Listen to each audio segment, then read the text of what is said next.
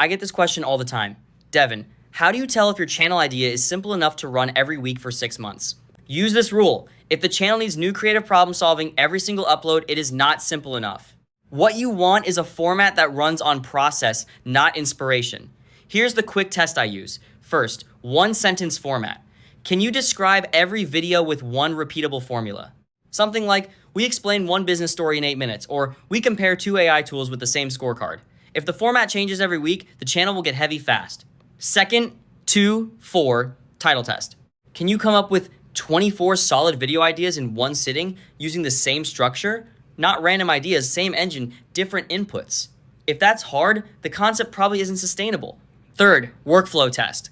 Research, script, voiceover, edit, thumbnail, can each step be handed off with a checklist?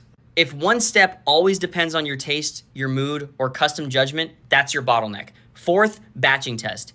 Can you batch at least 2 of those steps across multiple videos? If you can't batch it, weekly production will feel fragile. And fifth, revision test. If every video needs full rewrites or re-edits, the format is too loose. Sustainable channels have tight constraints.